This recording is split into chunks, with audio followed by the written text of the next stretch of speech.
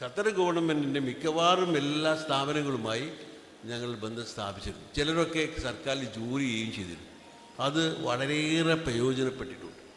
മാത്രമല്ല, നാട്ടിലെ സ്ഥാപനങ്ങൾക്ക് സഹായം എത്തിക്കാനും ആ സ്ഥാപനങ്ങളെ പ്രതികരിച്ച് ഖത്തറിലേക്ക് വന്ന ആളുകളുടെ ദൗത്യം വിജയിപ്പിക്കാനും, ഉദാഹരണത്തിന് കെ സി അബ്ദുള്ള മൗലവി വന്നു, മുഹമ്മദ് അബ്ദുൽ ജലാൽ മൗലവി ഉണ്ടായിരുന്നു, ഷെരീഫ് മൗലവി ഉണ്ടായിരുന്നു, അങ്ങനെ പലരും വന്നിരുന്നു. ഇവരുടെയൊക്കെ ദൗത്യം വിജയിപ്പിക്കാനും വളരെ സഹായകമായത് ഈ ഗവൺമെൻറ് സ്ഥാപനങ്ങളുമായി നടത്തിയ, മിനിസ്ട്രികളുമായി നടത്തിയ അഗാധമായ ബന്ധമാണ്. ഒരു പക്ഷേ പിന്നീട് വന്ന തലമുറയ്ക്ക് ആ ബന്ധം നിലനിർത്താൻ കഴിയാതെ പോയിട്ടുണ്ടോ എന്ന് ഞാൻ ന്യായമായി സംശയിക്കുന്നു. ന്യായമായി എന്നുള്ളത് അടിയേറിയാണ് പറയേണ്ടത്.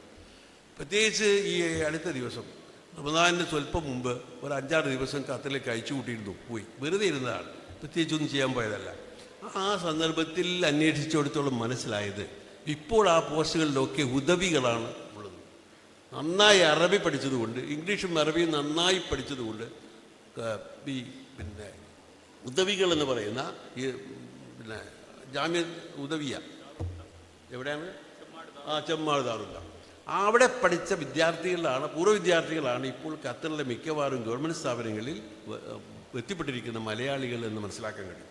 നമ്മുടെ സ്ഥാപനങ്ങളിൽ പഠിച്ച കുട്ടികളൊന്നും ആ വഴിക്ക് വന്നില്ല എന്നുള്ളതാണ്. പൂർണ്ണമായും ശരിയായിരിക്കില്ല, എന്നാലും മനസ്സിലാക്കാൻ കഴിഞ്ഞത് ഈ സംഘടന ഇപ്പോൾ പേര് മാറ്റിയ, അത് പഴയ വീഞ്ഞ് പുതിയ കുപ്പിയിൽ നല്ലാതെ CIS എന്ന് പേരിട്ടാലും ഇന്ത്യൻ ഇസ്ലാമിക അസോസിയേഷൻ എന്ന് പേരിട്ടാലും ഒക്കെ അവസാനമായി അത് ഇന്ത്യൻ ഇസ്ലാമിക പ്രസ്ഥാനത്തിൻ്റെ ഒരു ഭാഗമാണ്.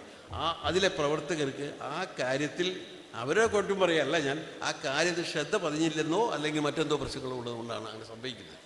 രണ്ടാമതായിട്ട്, അവിടെ പ്രവർത്തിക്കൊണ്ടിരുന്ന ഏറ്റവും ചെറിയ സംഘടനയാണ് അന്ന് ഇന്ത്യൻ ഇസ്ലാമിക അസോസിയേഷൻ.